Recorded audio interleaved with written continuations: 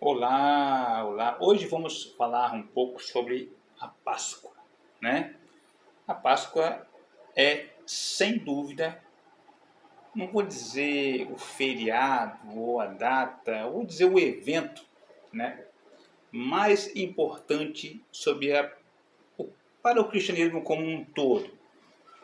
Porque o que acontece? Se a Páscoa não acontece, nós ainda estaríamos mortos em ofensas e pecados. A dívida não teria sido paga, ok?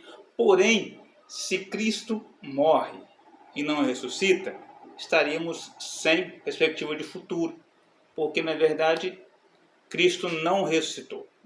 Então, esse período de 3 dias são de acontecimentos assim basilares do cristianismo e da fé cristã.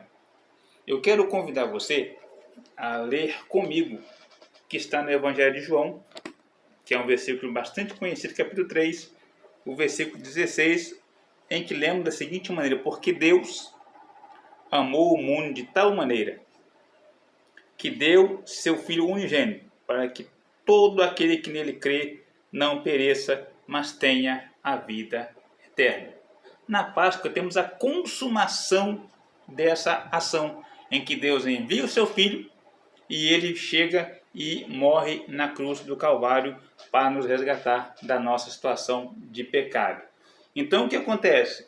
Deus amou, Deus enviou e agora o Filho cumpre o propósito para o qual ele foi enviado. A Páscoa, ela é, sem dúvida nenhuma, uma data muito importante quando se leva em conta o cristianismo como um todo. Mas o que acontece? Na Páscoa também temos um elemento basilar que liga a nossa Páscoa com a Páscoa judaica, tá certo? E qual é esse elemento? É o cordeiro. O cordeiro que foi morto lá foi manifesto e morto aqui. Lá ele libertou o povo de uma situação, aqui nos liberta de outra situação. Não à toa, quando João encontra João Batista, quando João Batista encontra Jesus após aí ele ter sido batizado por escuta, eis aí o Cordeiro de Deus que tira o pecado do mundo. Então essa afirmativa de João, que está em João 1:29, deixa claro que é aquele que viria para morrer. O propósito principal era morrer em nosso lugar. Seria uma morte substitutiva, né? Porque é uma morte vicária em nosso lugar, e também um sacrifício vicário, sacrifício expiatório, que com a sua morte ia expiar, purificar-nos dos nossos pecados. Ok? Então, eu quero chamar a atenção para uma coisa muito interessante, que a gente volta antes mesmo de Israel sair do Egito, né? Antes de Israel ir para o Egito, a gente volta no Éden e encontramos a seguinte situação: Deus chega para o homem, né, em essência, e para a mulher, consequentemente, olha, de toda árvore vão poder comer livremente, mas a árvore que está no meio do jardim, daquela árvore vocês não podem comer. Que o dia que vocês comerem, certamente morrereis.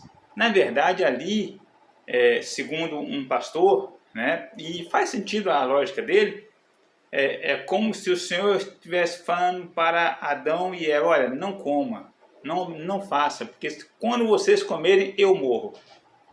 E Cristo veio para libertar não só do pecado de Adão e Eva, ok? O chamado pecado original, que passou a todos, ok? E também para o nosso pecado cometido hoje, certo? A gente não seria condenado só pelo pecado de Adão e Eva, mas seria condenado por nossos pecados.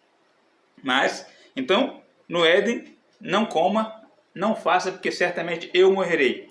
E quando chegamos no Novo Testamento, nós lemos o apóstolo Paulo escrever em Romanos 6:23 que o salário do pecado é a morte. Ok? Mas nós trabalhamos, nós pecamos, nós nos empenhamos, e quem recebeu esse salário foi o Senhor Jesus, porque Ele morreu. A vida que foi ceifada foi a dele em nosso lugar. Mais uma vez, voltando a uma morte vicária, uma morte substitutiva, ok? Agora, é claro que existem algumas coisas interessantes que nós precisamos lembrar nesse momento.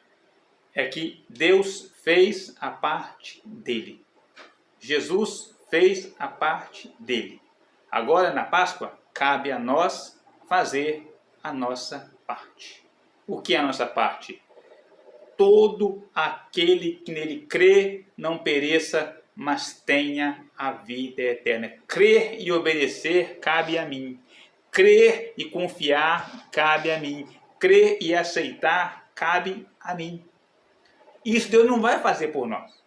Então, a Páscoa ela tem um investimento altíssimo de Deus, porque Deus enviou o seu Filho para nos resgatar, porém, cabe a nós aceitarmos ou não esse resgate, entrarmos ou não na barca de salvação.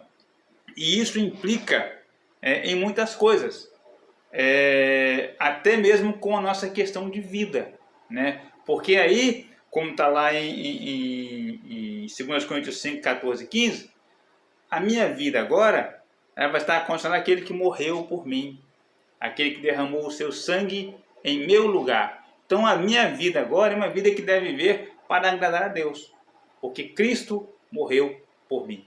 Então a Páscoa é uma data importante, com certeza, um evento importantíssimo, com certeza, mas cabe a mim e a você, cabe a nós darmos a ela um valor real e efetivo em nossas vidas, vivendo de uma maneira que a gente agrade a Deus e aceitando o sacrifício e a obra do Senhor Jesus Cristo. E aí eu volto àquele negócio. Natal é importante, sim, Cristo nasceu. Páscoa é importante, sim, Cristo morreu. O domingo, onde o Senhor ressuscita, também é importante, porque senão não teremos esperança nenhuma de vida eterna. Nossa vida terminaria por aqui mesmo. Mas, graças ao Senhor, nós temos esperança de vida eterna. E agora cabe a nós tomarmos posse da Páscoa. O Cordeiro nos deu o sangue, nos purificou do pecado e nos trouxe novamente vida. Cabe a mim e a você não apenas comemorarmos a Páscoa, mas termos certeza que foi por mim, foi por você, foi por nós, e que nós possamos valorizar essa obra aceitando a Cristo em nossas vidas. Muito obrigado pela atenção, uma Páscoa abençoada para todos vocês. Lembrando que esse vídeo tem um patrocínio, um apoio da Banca da Praça. A Banca da Praça tem um livro, a Bíblia, a revista, o que você precisa, a Banca da Praça tem. Que Deus te abençoe em nome de Jesus.